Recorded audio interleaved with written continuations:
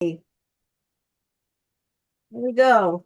Okay, so this is going to be about planning for next year's veggie production, kind of basically learning from what happened this year and what do you want to repeat or change.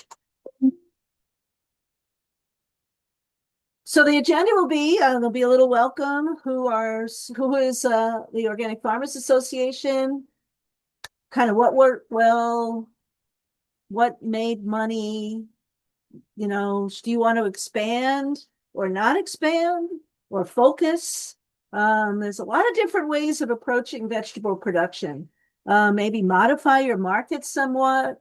And what can you do to improve your operation, labor, infrastructure, equipment, looking at different varieties if you had disease problems or, they just didn't do as well as you wanted, saving your own seed. So I'm a big proponent of that. And then just looking at trying to be more efficient with your land and your time. Um, and then we'll have a group discussion. Okay, so who is the Organic Farmers Association, OFA? We are farmers. So I'm a farmer. The whole board of directors are farmers. Most of the people who work for us are farmers. Um, and we do a lot of advocacy work and outreach to farmers around the country. And we bring the organic farmer point of view, which there are other advocacy groups that do organic advocacy at the state and federal levels, but we're the only one with the authentic farmer voice. So we have a lot of work groups and we are just expanding them. We actually started yesterday with a mixed vegetable grower group. We have a grain group. We have one that we're just starting up on public procurement, like learning how to sell to institutions and schools, because this is one way that they have really expanded organic in Europe is by getting it into institutions, and it gives the organic farmer kind of a steady income. They may not get as much for the organic product in the marketplace, but there's nothing like having a guaranteed sale to make it worthwhile. We also have been doing for a few years now one on organic crop insurance, and we've actually been able to get changes to the federal crop insurance that works better for organic producers without having to change any laws, just talking to the administrative side of the federal crop insurance program and gotten them to see that what they're doing is hurting organic farmers. So instead, they're now helping us. And of course, we have a long list of things we want them to change. So little at a time. We also have up on our website an organic farmer education network because we're not the only people who do education of organic farmers. So you can go to our website and look there for a whole variety of different educational activities, and a lot of them happen in the winter. So we're just getting started now for doing, regional organic production education, and it goes the whole gamut: large, small, vegetables, all kinds of livestock, grains. Yeah, so fun. So this is what everybody likes to do the least, but this is a good time of year to start looking at doing your paperwork. So the planning, a lot of it is you can't really do it in your head.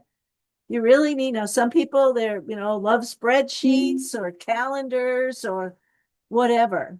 But it's a good idea. It's even a good idea if you can remember to carry a little notebook with you all summer long in your pocket and try not to let it go through the laundry, and write down things that you see out in the field. Which tomato, came on early? Did it stay productive the whole season? Did it, which varieties had the most sellable product? Things that didn't have tip burn or a lot of uh, blemishes or whatever. And it really goes a lot by variety as well as what type of soil they might have been growing in. So your sandy soil might be better for this variety. Like if you have it in two places, you can see, wow, it grows much better in my sandier soil than it does in my heavier soil. So all of those things, then you have a chance to think about what you want to do next year and build your crop rotation. So the thing would be to really just start out, what did you grow this year? And then write down like now, while it's still fresh in your mind, what went well, what didn't go well. Did you wish you had more of this because you go to the farmer's market or your wholesale buyers would ask for it and you had run out? And then how much did you grow and how much more do you think you could sell so you're more prepared for next year? So you're looking what was successful and when also, because as we all know, nobody buys zucchini in the middle of summer because their neighbors are all trying to dump it on them. But as a zucchini grower myself, I can tell you, you can make good money on zucchini in the spring and in the fall, especially in the fall, because everybody else's summer zucchini plants have played out and it's still warm and they still want to eat zucchini, but they don't have any in their gardens anymore. So planning for not just which crop, but which time of year you have the market and it grows well for you. For instance, for me, I do not plant potatoes until about June 15th. This is southern Wisconsin, and I never have potato beetle. If I plant any potatoes earlier in the season, they get covered in Colorado potato beetle, and I'm spending a lot of time picking them off or trying to find some BT that works on them, and I just don't do it anymore. And I never have any pest issues. So I know that I don't plant potatoes, and then any potatoes that I want to sell, I know are always going to be fall potatoes, not new potatoes in midsummer. The other thing too is were there any disease issues? Did you have uh, uh, like powdery mildew on your squash or blossom end rot or all kinds of different things on different plants? If you didn't know what they were, but there was a problem, this would be the time to go online and look at pictures and say, oh, that's what I had. That was my problem. And then make a note on your list of things that you grew this year that you need to look for more disease resistant varieties. And they have a lot of them there. And a lot of times, like if you buy from Johnny's or Fedco or High Mowing or Territorial or Seed Savers, they will list the diseases that each of the plants are resistant to. And not all of them are resistant to everything. So, take a time to kind of look at that because it could make it, go through all the time and energy to grow the plant out and put it out in the field and keep it weed free. And then when it gets mature, it's all diseased and you can't sell it. Well, this is very frustrating. So planning ahead is a good idea. The other thing too is do not underestimate your soil fertility and your weed management. So certain things that may be canopy, like squash and sweet corn, and even the broccoli and brassicas, they can handle weeds a little bit better because they kind of naturally suppress them with their canopy. But if you're trying to grow garlic or onions or carrots or beets, you definitely do not want to put them in an area where you have a lot of weed seeds in the soil and you're going to have some weed issues. So think about that too, when you're writing down, have a field map in front of you and make notes so that you kind of plan for success, right? And then also too, was there any equipment that helped you? Do you think that any equipment could help you? What took a lot of labor and you really don't think that you made any money on it because it took so long to either plant it or weed it or harvest it? And make notes of that too. So I know that we all farm because we love it, but we can't stay farming unless we make money. I mean, that's kind of, I mean, I actually supply my local food bank with a few items, and that's why I grow it was to supply them. But so it's not money, but I want to have good production for my market. So it's not necessarily always money, but I want to have good production. Um, and so, what do they need? What does my market need, and what gives me the best return? Were there any missed market opportunities? Did you notice maybe people at the market that are selling um, sell out early, and it's something that you could grow too? That there's kind of a gap in the market that you're in. If you sell to restaurants, do they ask you for things that you don't have? And maybe you could plan to grow those.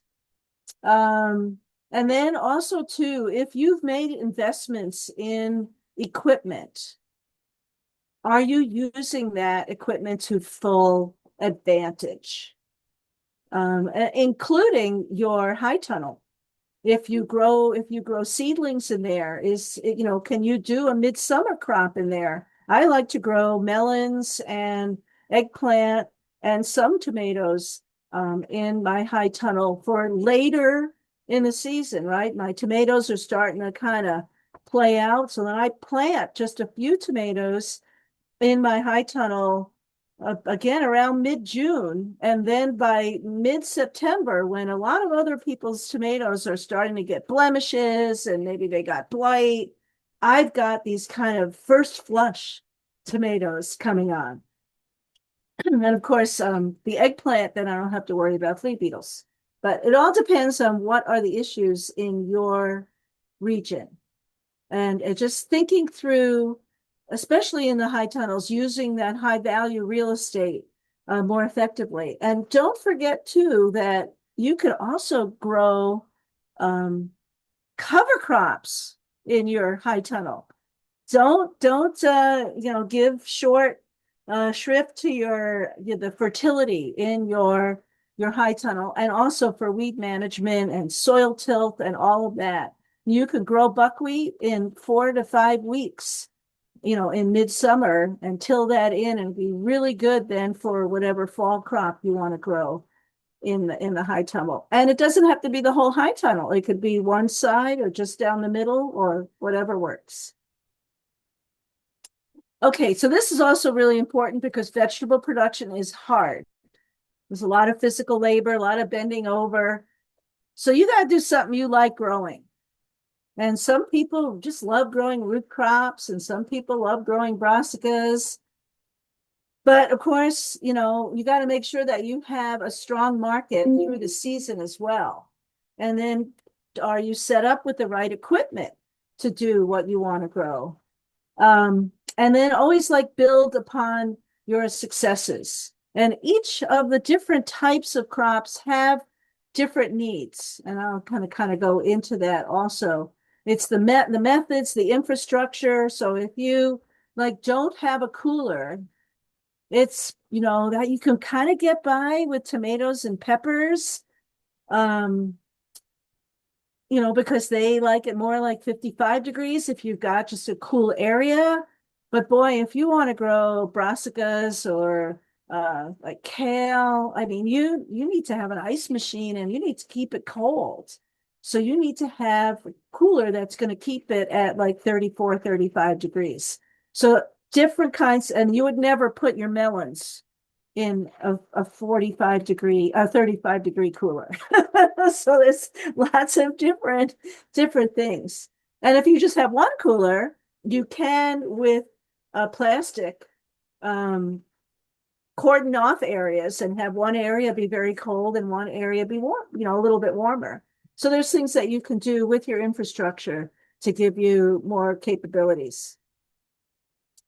So and then we're going to talk about this when we get to the Q&A part. But what would you like to change? Think about what you wish, I wish I had more of that. or I really hated harvesting these things, or I saw, that this, I really would like to try something more unique. Everybody has these, regular tomatoes and cherry tomatoes. Maybe if I grew some heirlooms, I could attract more people to my booth at the farmer's market, or my restaurants would like that. And this is a good time of year, or maybe like in January, to talk to some of your markets. If you're selling to retail, if you're selling to a retail store, or to restaurants, and ask them, what do you want? You'd be surprised. I mean, I did that and they were like, I really want a lot of spinach. And then I'll even freeze it and keep it for myself. So then it's like, whoa, I had no idea that you would want that much spinach. I'm just growing for deliver once a week, but they wanted to actually process it. So, and then you knew what to grow. Of course, every year we can always get better with our record keeping. Like I said, keep a little notebook. I have a calendar that I have at the packing shed when I bring things in. I have a pen on a string that hangs there. I know some people do walk off with my pen, and I put a new one there. But then I just kind of jot down what happened, and then I already have the date, and it kind of helps me see the progression of the season. Um, the other thing too is I think a lot of times when we're starting out, we want to grow everything, or if you have a CSA,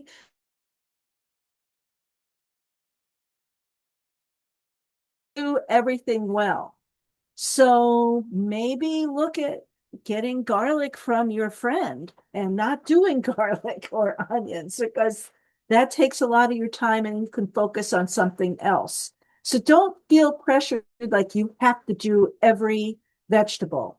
You can kind of work with your fellow growers in your region, and maybe, or they can, that your CSA would love to have strawberries. Well, that's like a whole different deal in growing strawberries and doing them well, and they're very time consuming during the season. But maybe you want to look at working with someone else on that one. Um, so I'm going to, so I had a story one year. I grew a lot of vegetables and I sold to retail stores. And I was thinking, I wonder what made me the most money. And at the end of the year, I added up all my receipts, and I added it up, and oh my goodness, you would never, I thought it was probably the sweet corn, because I sold a lot of sweet corn and I got a good price for it. Or maybe it was the melons, because I remembered I got a really good price per pound for the melons. My number one seller was beets. I didn't get a lot of money for the beets, but it had a long season. It went on from very early in the season until, until Thanksgiving. And consistently, the stores bought this, like, I don't know, 10 cases of beets every week.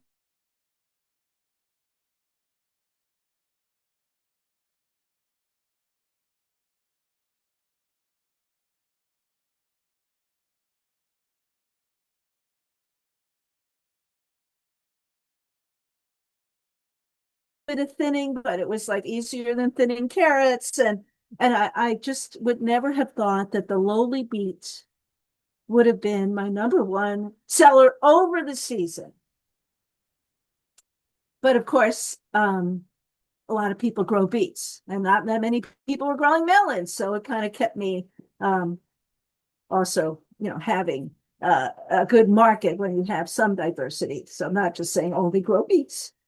Um, so here's an example like of an ice machine and going on brassicas. It's really important to have what you need, especially if you're going to do restaurant or retail store sales. But even at farmers market, keeping your products in good condition.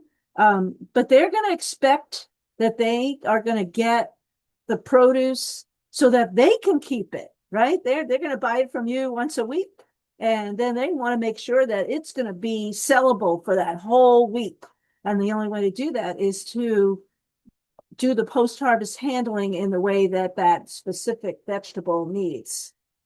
So again, look, if you're thinking, oh, I made a little extra money, maybe I should buy something, look at what is making money for you. What can you or the market really wants? What piece of equipment can give you that one leg up in helping you meet the markets? And then the other thing too is I would say don't underestimate roadside stands or local options, depending where you are. Um, Selling to smaller stores that are nearby, um, that kind of thing. Even like selling sweet corn at the local gas station for, at the height of sweet corn season, especially if there's like a festival that weekend or something like that. So, think about what your opportunities can be um, for your markets and then plan to have um, the production at that time. So, are you using your labor efficiently? So, this like these kind of conveyors really helpful. You can see then the workers are not walking back to the wagon every time with like armfuls of cabbage. Plus, it also prevents bruising. You do the cleaning there out in the field, and those are ready to basically be packed when they get back to the pack shed. I think I have another picture too of washing. I know we all have to be cognizant of food safety. And so um, having a sprayer washer where basically you're not putting your produce in a tank where if there is, let's say, some bird poop in there for that had been on something else, then it spreads to everything. It's always good to be able to kind of rinse things clean, at least at the end. I mean, sometimes you want to take the field heat out, but any food that is going to be eaten raw, that the outer, like sweet corn, it's not as big a deal because, right, everybody takes the husk off unless you're selling them without the husk.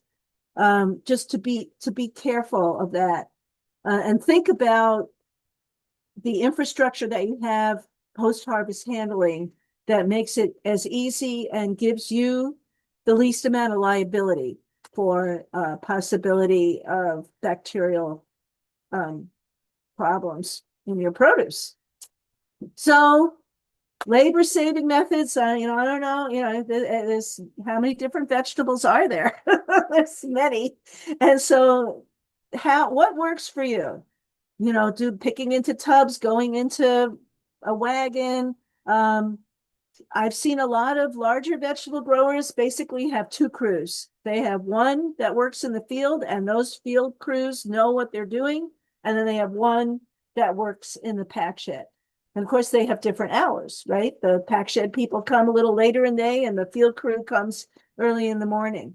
Um, just so because not everybody can know everything. And so when people get more specialized, they do a better job and they're more efficient. And I think they have more fun too. I think the workers, people just like to be able to do work that they feel like they're good at and that they know what they're doing. The other thing too is if you have a crew, treat them well because they are extremely valuable to you. Give them bonuses if you can. I know, sometimes people like they just say, don't, I'll make lunch on Friday or whatever. So that the crew feels valued because it is really worth it if you get people to come back year after year and you don't have to keep training new people. And then also too, you can work with them. Some are full-time, some are part-time, working with what you need and what they need. And then another option too is having interns or apprentices. But those people, then you need to be really considering some of the time that they're on the farm, you are doing some training with them because you're probably paying them less, but then you need to be paying them in training. So here's some examples of infrastructure. I can't tell you, like having just a roof on your harvest wagon saves a lot of time because then the produce doesn't have to get rushed back to the pack shed, right? It can stay out in the field a little bit longer until it's full up. It also helps, people can then take a lunch break under there or whatever. This is that carousel that you saw on the other slide. So you can see that is a spray where it's white there in the middle. There's sprayers inside, and a conveyor that kind of rolls. So like it's really good for like root crops or um, peppers. There's a whole variety of different vegetables. Sometimes there's brushes inside to kind of help get the dirt off. And then to a cooler, there's that cool bot system that you can do with a air conditioner, cool bot, B-O-T, you can look that up. They have like a special thing that you can put on an air conditioner and gets the room a little bit colder than what an air conditioner would make it. Like I said, use your high tunnel throughout the season, including cover crops. And then in weed management, we're going to probably talk about this because that's one of the big things with vegetable production. You can look into some no-till methods. There's quite a bit information on tarping, especially something like beets or lettuce, some shorter season crops, where you put a tarp on for about 4 weeks, and then you pull it off and plant. And those weeds are somewhat, then your crop kind of gets a head start before those weed seeds wake up. Um, Doing interseeding, I do that in my corn and my squash, and then I don't need to do any weed control because my cover crop is doing my weed control for me. I also use reusable landscape cloth. I don't like the one season plastic. I don't want to be throwing things in the landfill. So I roll it up every year. I'm on my 6th or 7th year now with the same landscape cloth, year after year. So I haven't had to buy it. Or you can, if you can find some kind of weed-free straw or hay or even leaves, to use as a mulch. So almost done here. We can start our conversation. Really, pay attention. Read through those seed catalogs. The seed breeders, especially those that sell to organic growers, are really putting characteristics in those seeds that work well in organic systems, that they come out of the ground quickly, they canopy quickly. They have put in disease resistance. And, every year, get a packet and put it at the end of the row.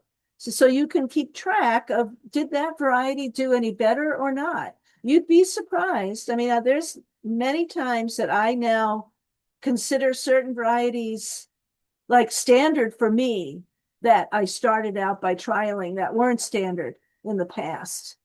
Grow open pollinated varieties. So get them from like Seed Savers or just look for the OP next to the variety name. And then you can save your own seeds. And there's a lot of books and pamphlets on how to do that. It's quite exciting when you can save your own seed. The other thing too is you can contact seed sellers, especially smaller regional sellers, and they may want people to grow seed for them. And so you can then add that as an enterprise to your farm. And what's nice about that, a lot of times they just take the raw material and they have the way to winnow out the seed or dry it down or whatever, wash it, whatever needs to be done. So, but it's another guaranteed sale. As someone who's done farmers markets, I know what it's like when it's been raining and miserable and you come home with all your stuff. And then maybe look at adding other enterprises if you've got, let's say, a teenager in your family or down the road and they want to do strawberries. You can have them do the strawberries for you. There's a lot of good information out there. The Organic Farmers Business Handbook. I think you get that from Chelsea Green. Feelers Farm Finances, I think, comes through Marble Seed.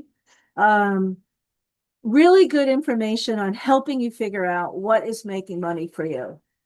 But, like I said before, take the time to plan for next year, talk to your buyers, go to conferences. This is a lot of fun to meet other growers, see what worked for them, what didn't work for them, especially if you're considering doing it and they say, oh, that was a total failure for me. Maybe you want to reconsider. Join our work groups. If you've never heard of ATTRA, ATTRA, Appropriate Technology Transfer for Rural Areas, they have hundreds of bulletins that are written by farmers and experts in the area on all kinds of farming. And are very, like, they have one just on garlic, one just on onions, one just on brassicas. So they have a lot of stuff. The other thing is SARE. This is a sustainable ag research and education, and they give out grants to farmers to do on-farm research.